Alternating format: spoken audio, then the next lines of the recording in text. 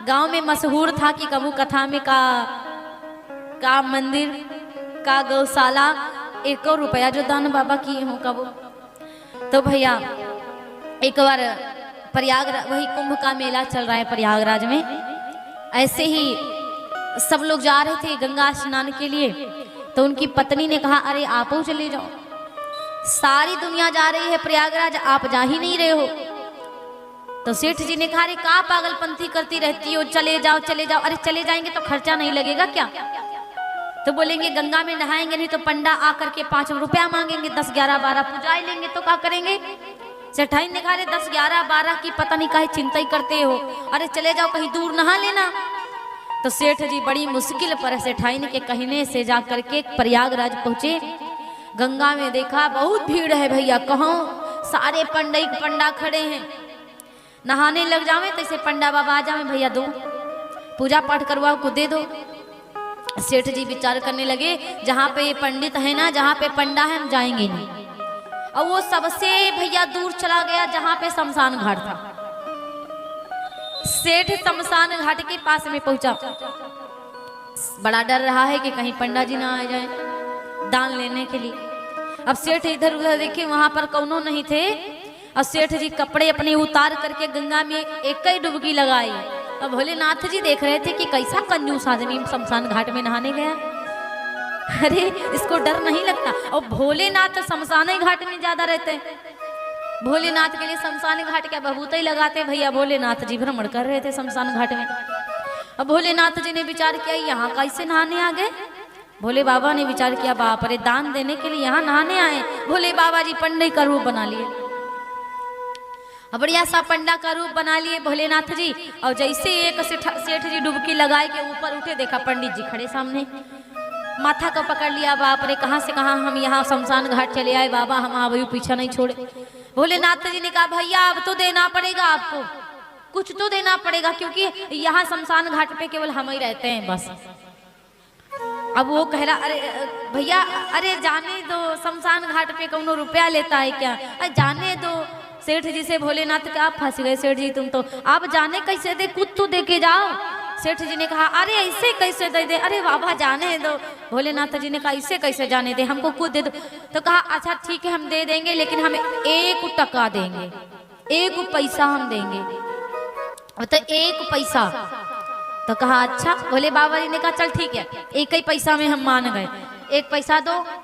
तो सेठ जी जाने तो क्या कह रहा, लइके नहीं आए हैं अभी हम, उधार हमारा 1 पैसा। भोलेनाथ जी ने कहा अच्छा तो फिर अपना डायरी में नाम लिखा दो, अगली बार नाम पता गांव तो सब बढ़िया लिखा दिया, कहाँ फलानी गली फलाना चौराहा गुड़बड़ी चौराहा, दिनेश चंद्र पांडे भैया जी बोले व्यास भगवान की। तो भैया सेठ जी ने लिखा दिया सब पूरा अपना पता, भोलेनाथ जी ने लिख लिया।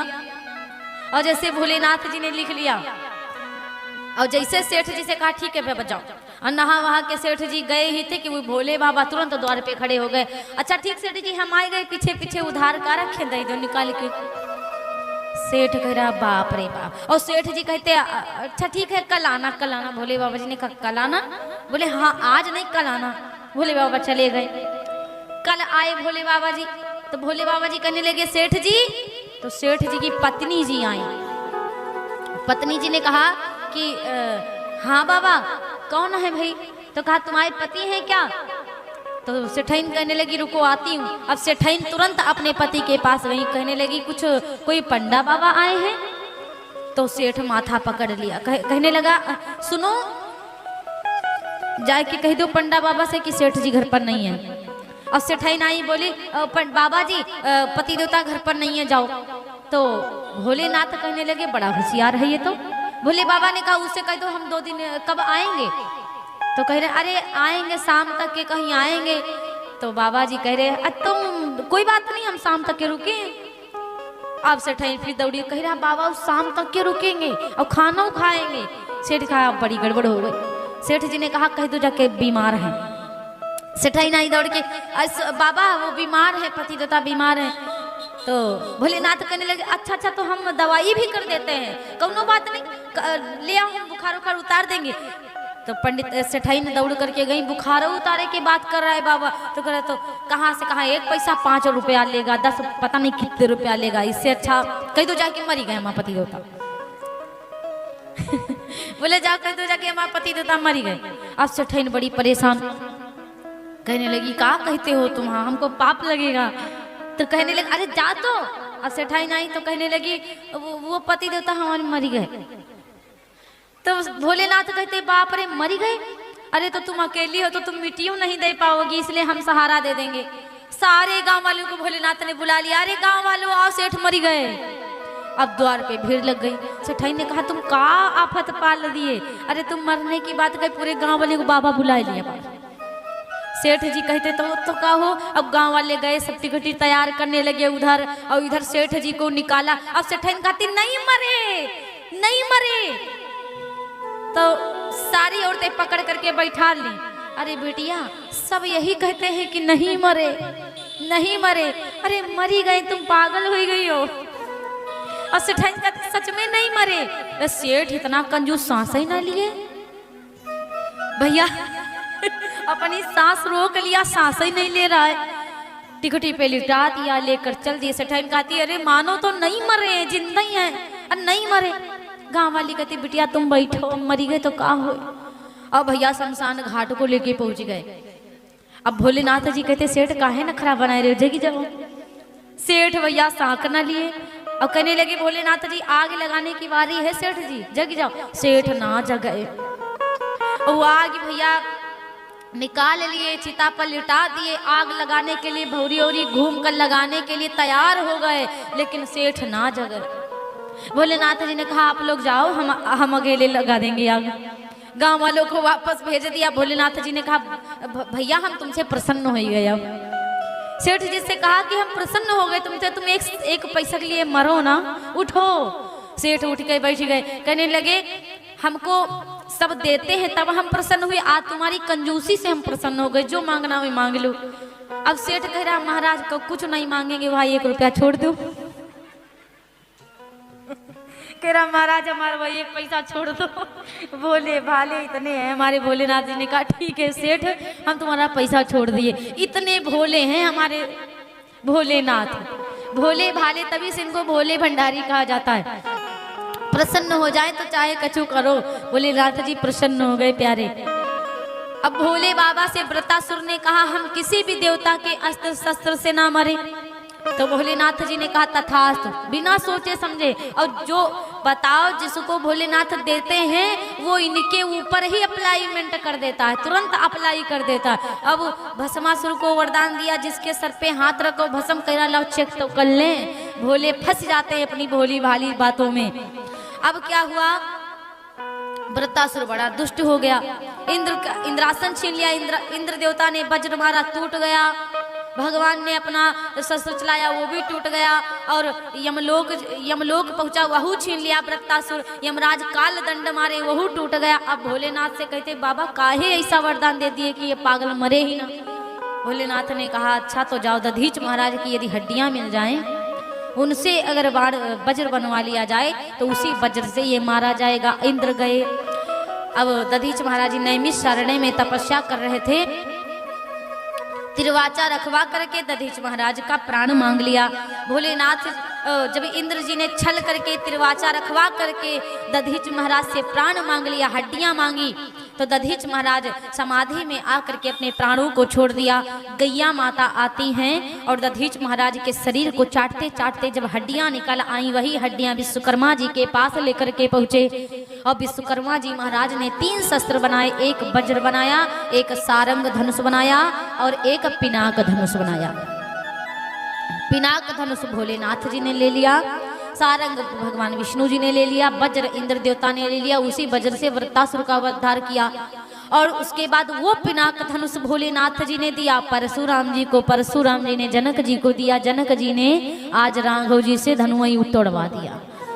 मेरे भैया वही एक पिनाक धनुष रखा हुआ है। अच्छा पिनाक धनुष कोई सतधारी पुरुष के अलावा उठा ही नहीं सकता, क्योंकि संत की हड्डी है वो।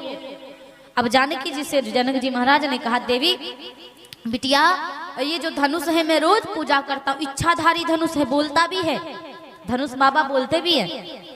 मैया से कहा कि बेटी रोज धनुष के पास में लेपन कर दिया करो, गाय के गोबर से जानकी जो रोज लेपन करती हैं। आज जानकी मैया जी ने विचार किया, रोज इस धनुष के आसपास लेपन करती हूँ, आज धनुष के नीचे लेपन कर दूं। एक हाथ से धनुष को उठाया, एक हाथ से लेपन कर रही हैं। धनुष थोड़ा इधर उधर खिसका, जनक जी ने देखा, बेटी ये धनुष कौन इधर से उधर कर दिया? लक्ष्मी मैया ने क्या किया, सीता मैया ने धनुआ को उठा करके कहा, पिताजी हमने तो उठाया था, उठा के वहीं फिर रख दिया। जनक जी कोई साधारण नहीं, बड़े ज्ञानी है, वेदांती हैं, विदेह है राजा जनक, साधारण नहीं। और राजा जनक के यहाँ जो मंत्री, जो गांव वाले सब बड़े बुद्धिमान हैं भैया।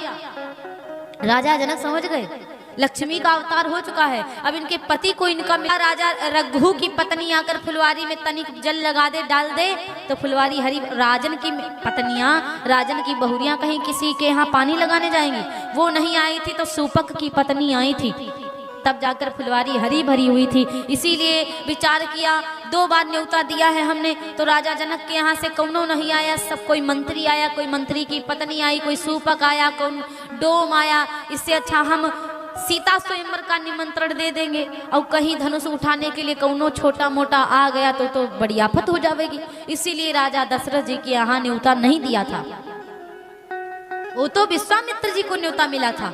राघव जी तो विश्वामित्र जी के संग आए थे, राम लक्ष्मण तो विश्वामित्र जी के थ्रू आए थे जनकपुरी को। वहां तो विवाह होने के बाद, जयमाल पड़ने के बाद न्योता भिजवाया जाएगा। इसीलिए पिनाक धनुष सतधारी है, इसीलिए बंदी जनों से कहा जो धनुष को उठाएगा उसमें परखना था कि कौन भगवान जी आए हैं यहाँ पे, कौन परमात्मा आए हैं। क्योंकि साधारण व्यक्ति धनुआ को हिला भी नहीं सकता, उठाने की तो बातें छोड़ो। अब भैया जब नहीं हिला, कोई हिला नहीं पाया धनुआ को, तब राजा जनक जी को बड़ा कष्ट हुआ, राजा जनक जी को बड़ा परेशानी हुई। तब राजा जनक जी बड़े उदास होकर के कहते हैं, सुनो अरे तजहु आस निज निज ग्रह जाहु, लिखा न विधि पै देहि विबाहु, दीप दीप के भूपति नाना, आए सुनि हम जो पन उठाना, सुकृत जाई जो पनु परिहरऊं, कुंवरी कुंवारी रही का करियूं, जनक के बचन सुनी सब नर नारी, जनक बचन सुनी सब नर नारी, देख जानकी है भाई दुखारी,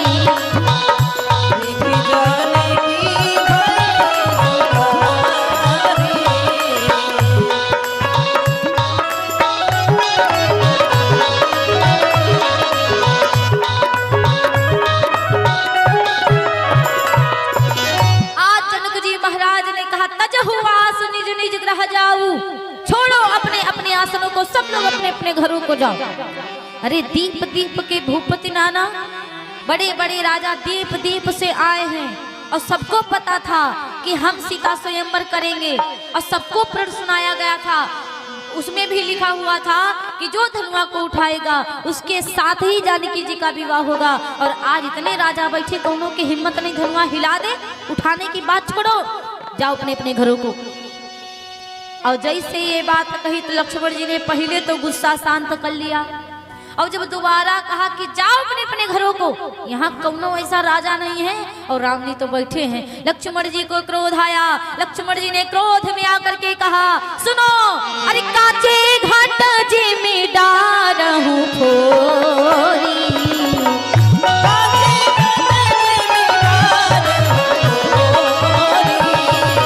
सकहु मेरु मूलक जड़ तोरी,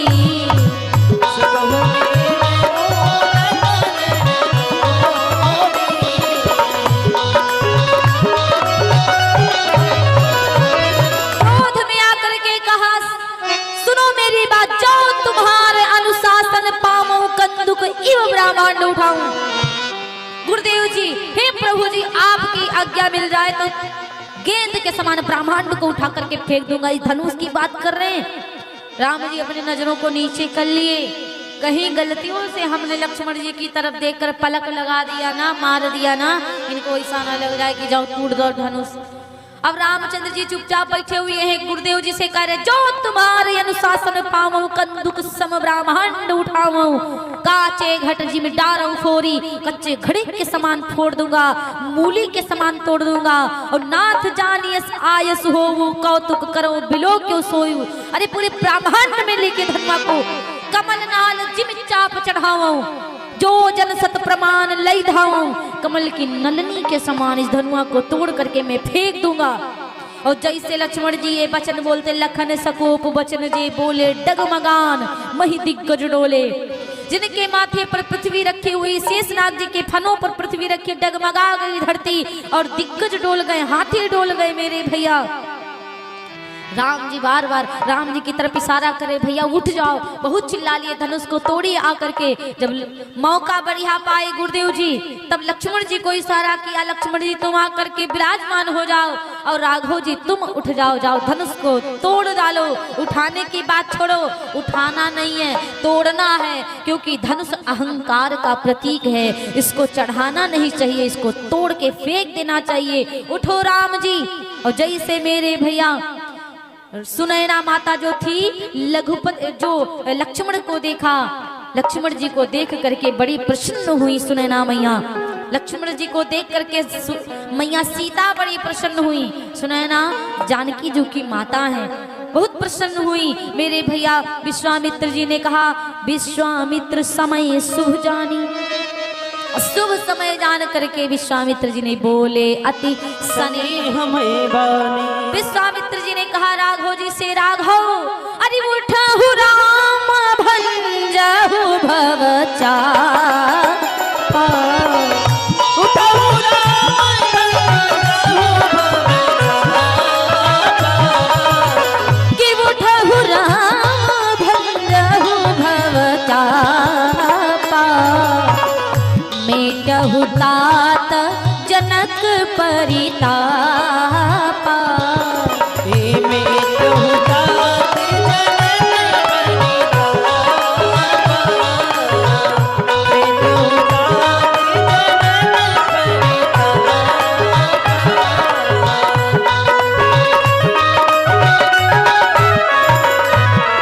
आज मेरे भैया का उठो, राम जा करके धनुआ को तोड़ दो, जनक जी का संदेह खत्म कर दो, उठाना नहीं है, धनुआ को तोड़ डालना है मेरे भैया।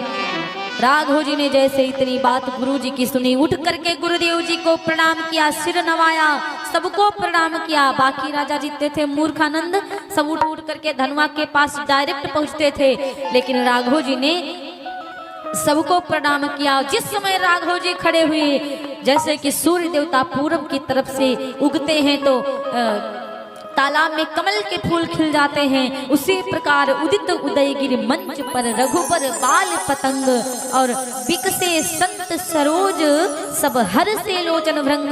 जितने भी जनकपुरवासी थे सबके नैना हरस गए, सब प्रसन्न हो गए, सब संत प्रसन्न हो गए। मेरे भैया सबको प्रणाम करके प्रभु जी सहज ही चले, सकल जग स्वामी अमत मंजू पर कुंजर गामी, तव शिव धनु मृणाल किनाई,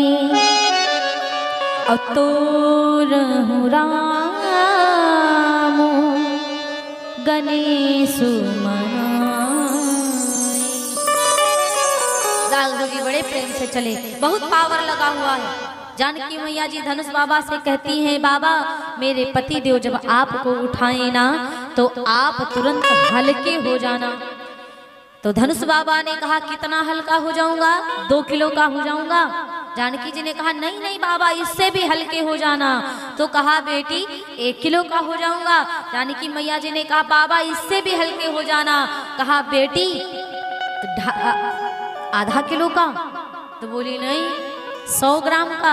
अरे नहीं बाबा, आपको पता है जिस समय बगिया में मैं गई थी तो दोना था, दोने में 2-4 फूल थे, उसके बावजूद हमारे प्रभु के पसीना था, पसीने की बूंदें थी, इसीलिए ये 100 ग्राम का भला जब फूल उठाने में इनके पसीना आता है तो 100 ग्राम का धनुआ उठा पाएंगे?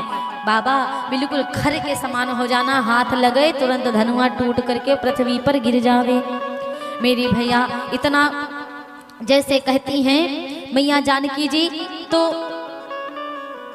बड़ा ही आनंद हुआ, बड़ा ही प्रसन्न हुए और राघव जी तुरंत धनुआ के पास में पहुंचे। और जैसे धनुआ के पास में पहुंचे तो कहा जाता है कि जिस समय उठाया धनुआ को,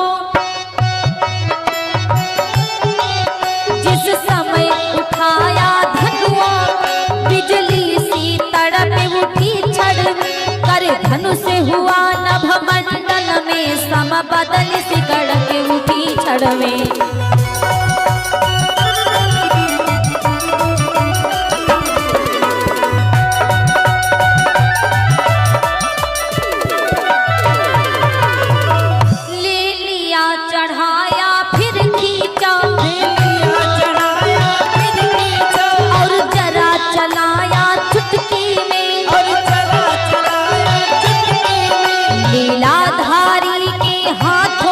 अरे खेल दिखाया चुटकी ने,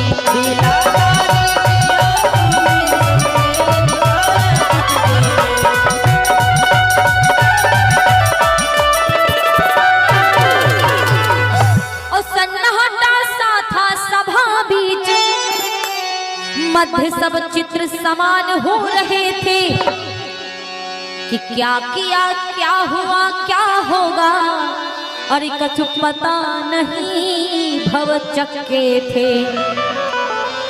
इतने में चर चर शब्द हुआ और गूंजा एक तड़ाका सा, रघुनंदन ने धनु तोड़ दिया, दुनिया में हुआ धमाका सा।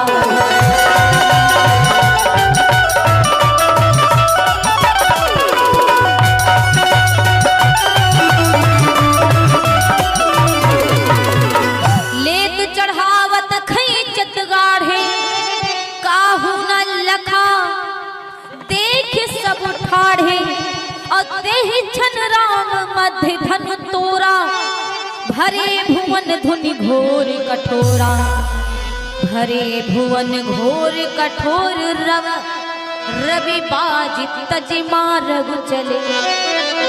इतनी जोर से आवाज हुई मेरे भैया, सूर्य देवता पूरब की तरफ से पश्चिम की तरफ जा रहे थे, एकदम से दक्षिण की तरफ मुड़ गए। और जे करहि दिग्गज डोल महि अहि कोल कूरम कलमले, सुर असुर मुनि सब कान दीन है, और सकल विकल विचार हैं, को दंड खंड्यो, समझ नहीं आ रहा, को दंड खंड्यो राम तुलसी, जयति बचन उचार हैं। बाबा जी कहते को दंड खंड्यो, को धनुष तोड़ डाला, कौनो नहीं देख पाया मेरे भैया। अगर सत्य बात कहा जाए तो राम जी ने धनुआ तोड़ा ही नहीं, राम जी ने तो केवल जानकी से विवाह किया है, धनुआ तो सीता जी ने तोड़ा, क्योंकि लिखा हुआ है महिपाताल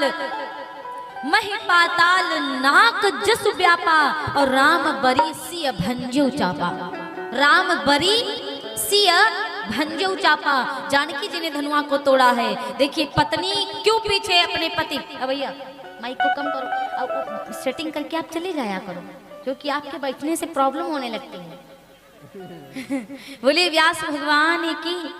तो मेरे भैया कहा जाता है कि धनुष को राघव जी ने नहीं सीता जी ने तोड़ा, और जैसे पृथ्वी पर धनुष टूट करके गिरता है मेरे भैया, कहा जाता है सारी सखियां आ जाती हैं, बहुत ही आनंद मनाने लगी। लेकिन जैसे धनुआ टूटा ना मेरे भैया, कहा जाता है विंध्याचल हिमांचल की गुफाओं में तपस्या करने वाले संतों की तपस्या भंग हो गई। परशुराम जी महाराज तपस्या कर रहे थे, आवाज से उनकी तपस्या भंग हो जाती है, और जब भंग हो गई तपस्या सभी लोग बड़े प्रसन्न हुए। आज राजाओं ने धनुष बाबा से कहा कि जब हम इतने राजा उठाने के लिए जा रहे थे तो आप नहीं उठे, अभी राम जी आपको उठाने के लिए गए तो उठने की तो बात ही छोड़ो, आप टूट करके धरती पर गिर गए। क्यों? धनुष बाबा ने कहा दुनिया उठाए तो भले ना उठो, लेकिन भगवान उठाए तो उठ जाओ, वरना कौन उठाने वाला भी नहीं मिलेगा। और धनुष को उठा करके तोड़ा तो डोरी नहीं टूटी। क्यों नहीं टूटी? क्योंकि डोरी थी लचीली और धनुष था कठोर, इसीलिए टूट गया। जो लचते रहते हैं वो जल्दी टूटते नहीं, चाहे कितनों मरुड़ जाए टूटेंगे नहीं। तूफान जब आता है तो जो पेड़ झुक जाते हैं वो जल्दी उखड़ते नहीं हैं, और जो अकड़े खड़े रहते हैं वो बीच से काट जड़ से उखड़ करके 1 किलोमीटर दूर गिरते हैं जाके। हमेशा झुकना सीखे, हमेशा छोटा बनना सीखे। बड़ा बन करके रहोगे तो कहीं ना कहीं फिर गिर जाओगे आप। हमेशा बच्चे रहो, छोटे बन करके रहो, और छोटे बन करके रहोगे तो गलतियां भी माफ हो जाया करेंगी। पूरब की तरफ से पश्चिम की तरफ सूर्य बाबा जा रहे थे, एकदम से दक्षिण की तरफ मुड़ गए। हाथियों के माथे पर जो धरती टिकी हुई, गौ माता की सींग के ऊपर, शेषनाग जी के फनों के ऊपर जो पृथ्वी माता टिकी हैं, आज मेरे भैया सब थरथरा गए, सब घबरा गए। और डोरी नहीं टूटी। जब डोरी नहीं टूटी तो पहली बात तो लचीली थी, और दूसरी बात तो वो डोर भगवान के सीने से लग गई। अब भगवान जिसको अपने हृदय में लगा लेते हैं, भगवान जिसको अपने सीने से लगा लेते हैं, तो फिर वो टूटता नहीं है। और धनुष अहंकार का प्रतीक था, वो टूट गया। आज दधीच महाराज धन्य बन गए। दधीच महाराज कितने परोपकारी हैं कि देवताओं के हित के लिए अपनी हड्डियां, अपने प्राण भी दे दिए। आजकल कौन इंसान परोपकारी है? पेड़ पौधे परोपकारी, सूरज चंद्रमा परोपकारी है, दीपक दिया बाती परोपकारी है, जर जर के उजियार करता है। पेड़ पौधों में फल लगते हैं और खाता कौन है? हम सब खाते हैं, खुद नहीं वो खा जाते। और हम लोग केवल अपना ही कमाते हैं, अपना ही खाते हैं, अपना ही पेट पालन करते हैं। अरे जानवर भी तो अपना खाते, अपना जाते हैं, घूमते हैं, पेट पालन। जो व्यक्ति अपना छोड़ करके कमाओ तो दूसरे को खवाओ, ये नहीं कि केवल अपने लिए ही कमाओ। प्यारे, इसीलिए केवल अपने लिए मत कमाओ, कमाओ तो दूसरों को भी खिलाओ। कुछ धन लेकर के भगवान के दरबार में दान करो, ज्यादा नहीं तो थोड़ा, जितना हो सके। कहा जाता है 100% यदि आपके पास धन है तो 10% का दान कर देना चाहिए। पहले क्या होता था, कुआं का पानी निकाल कर पीते थे, कुआं में गंदगी नहीं होती थी। आजकल कुआं का पानी निकालना बंद है तो गंदगी भरी पड़ी। धन कमाते कमाते जोड़ते जोड़ते रखते जाओगे, कहीं ना कहीं माया थोड़ा सा अलग बिलग हो जाती, कहीं 10,000 उधर, कहीं 50,000 उधर, कहीं उधर। मरते मरते तो आपके पास कुछ बचेगा नहीं। यदि आपको डेवलपमेंट करना है धन का तो प्यारे, अगर अदला बदली करनी है ना, यदि कुछ लेकर जाना है अपने धन को, तो समझो धन को धर्म में लगाओ और पुण्य अपने पास रख लो, जमा कर लो। धर्म को धर्म में धन दो, पुण्य अपने पास रख लो, पैसा देकर पुण्य खरीद लो, पुण्य ले लो, यही जाएगा। भूखा कोई पड़ा हुआ है तो जाकर के 10, 20, 25 रुपए का भोजन पवा दो। हाँ, उतने में गरीब नहीं हो जाओगे। किसी के पास वस्त्र नहीं है, उतने में गरीब नहीं हो जाएंगे। तो धन को थोड़ा सा, और धन उसको दान करिए जो सुपात्र हो, कुपात्र को मत करिए। जिसके पास में है उसको दान करने से क्या, जिसके पास नहीं है, जो भिखारी है, जो गरीब है, बेचारे स्टेशन पर जाओ, देखो इधर उधर देखो, इस तरह की ठंडी में बच्चे घूम रहे बेचारे, उनके पाँव में चप्पल जूता नहीं है। ऐसे लोगों को कभी मौका मिल जाए तो कर दो। प्यारे, मैं अभी छत्तीसगढ़ गई थी, अभी जल्दी ही 11 दिसंबर से कथा वहाँ पे थी। वहाँ के भक्तों ने कम्बल दान करने के लिए कुछ दक्षिणा दिया था। सो मेरी भी छोटी सी सेवा हो गई, क्योंकि मैं तो उस लायक नहीं हूँ। मुझे तो भगवान ने जितना बनाया हम उतना ही करेंगे, बट जितना हमसे हो सकेगा हम करेंगे। कितने सुंदर भक्त थे वहाँ के, उन्होंने कम्बल दान करने के लिए मुझे थोड़ा सा धन दिया था। तो मैंने अभी ज़्यादा तो नहीं दान कर पाई, मैं थोड़े से बाकी रखे हुए हैं। अब कथा में ही आ गए थे, मौका ही नहीं मिला। अब जब यहाँ से जाएंगे तो दान करेंगे। तो बाकी जो लोगों को दान करना है वो लोग भी कर दें। मतलब हम मांग नहीं रहे हैं आप लोगों से, बट जिनकी जो इच्छा है, जरूरी नहीं कि जैसे कि हम लोग वस्त्र पा जाते हैं, हम लोगों को बहुत सारा कुछ मिल जाता है, हर जगह मिलता है, बिना मांगे मिल जाता, मांगने की कोई ज़रूरत ही नहीं पड़ती। तो ऐसा नहीं कि हम सब सर के ऊपर लाद ले जाएंगे, क्योंकि हम तो इस समय गर्म बनियानी भी नहीं पहने, ऐसे बैठे हुए हैं, क्योंकि गाते गाते भी हम लोगों को ठंडी नहीं लगती। भगवान की कृपा है, आप लोग ओढ़ बेड़ करके बैठे, हम तो यहाँ फैशनी कपड़ों नहीं पहने हैं कि मार VIP कपड़ा पहन करके बैठे हो। तो हम अपने ऊपर नहीं लगाएंगे कुछ भी कि हम सोना चांदी खरीद कर पहन लेंगे। मुझसे हो सकेगा कहीं गरीब गुरबा मिल गए, उनको मैं दे दूं, तो अकेले में कहाँ तक करूंगी, और अकेले ये भैया कथा कहाँ तक करवाएंगे। आप लोगों का सहयोग होता तभी ये करवाते हैं, आप लोग का सहयोग होता तभी हम लोग आपके यहाँ आते हैं, कुछ पाते हैं। तो प्रभु की इच्छा हुई तो दूसरों को दे दिया या अपने। अब ये पापी पेट है, सबका बिना खाए मानेगा नहीं। तो इसीलिए मैं ये नहीं कहती हूँ कि मुझे सब कुछ भर के दे जाओ, लेकिन हाँ, जहाँ पे धर्म कार्य हो रहा हो वहाँ पे कंजूसी ना करो। वहाँ पे कंजूसी करना ठीक नहीं, चाहे 11 चढ़ाओ, 20 चढ़ाओ, 100 चढ़ाओ, लेकिन 120 वाले हो तो चढ़ाओ। लेकिन हमको पता आजकल कौनो 120 वाला नहीं, सब हजारन की बात करते हैं। बोलिए व्यास भगवान की। तो इतना कंजूसियों नहीं करना कि 10-20 में काम चला दो, फटही नोट में काम चला दो, क्योंकि भगवान के दरबार में लोकलो चढ़ा देते हैं लोग। बोले व्यास भगवान की। खैर, तो मेरे भैया, इसलिए कहा जाता है कि उधर धनुष टूटता है, और जब धनुष टूट गया आनंद हो रहा है। जानकी मैया जयमाल को लेकर के आ गई, और जब जानकी मैया जयमाल को लेकर के आई तो राघव जी के गले में डाली, सिया जी लगन में मगन धीरे धीरे, सिया जी लगन में मगन धीरे धीरे, सिया जी लगन में मगन धीरे धीरे, सिया जी लगन में मगन धीरे धीरे, सिया जी लगन में मगन धीरे धीरे, मगन धीरे धीरे, मगन धीरे धीरे, मगन धीरे धीरे, सिया जी लगन में सिया जी लगन में मगन धीरे धीरे, सिया जी लगन में मगन धीरे धीरे, सिया जी लगन में मगन धीरे धीरे, सिया जी लगन में।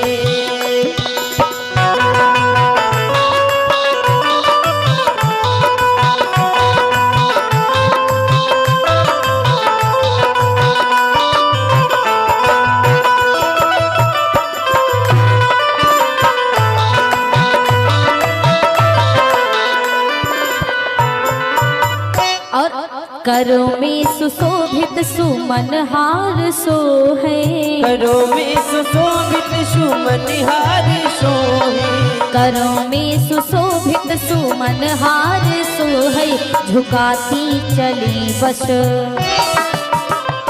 झुकाती चली बस, नयन धीरे धीरे, सिया जी लगन में मगन धीरे धीरे, सिया जी लगन में मगन धीरे धीरे, सिया जी लगन में।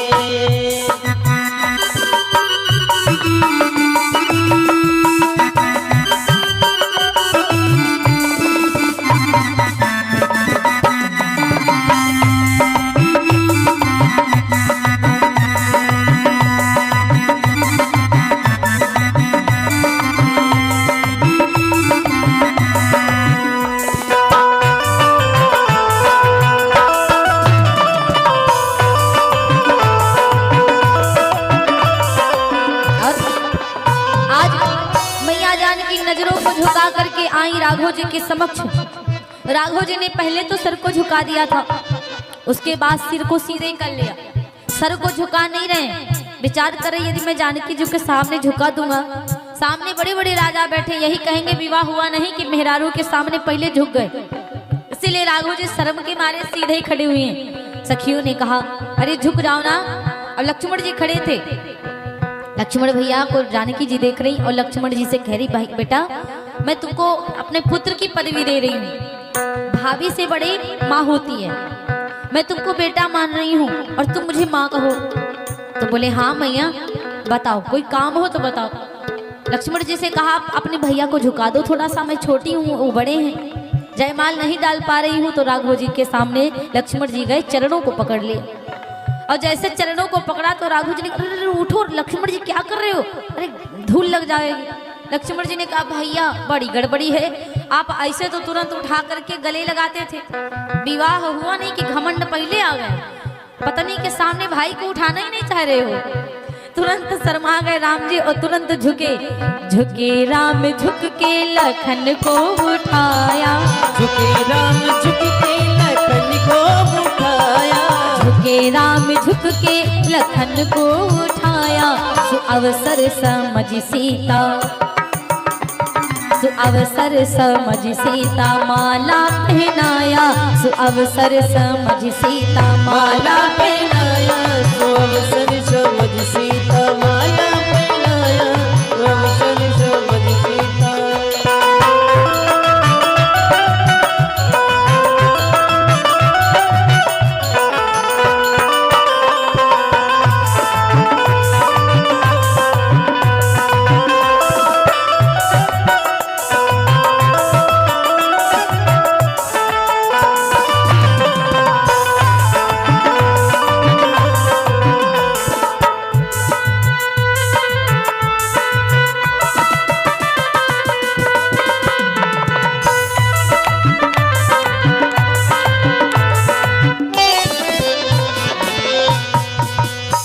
सियापति रामचंद्र भगवान की जय। अब मेरे भैया कहा जाता है कि सखियों ने कहा जानकी मैया से कि जानकी जी अब भगवान को जयमाल पहना चुकी हो तो चरण स्पर्श कर लो। जानकी मैया कहती देखो हम चरण स्पर्श नहीं करेंगे। क्यों नहीं करोगे?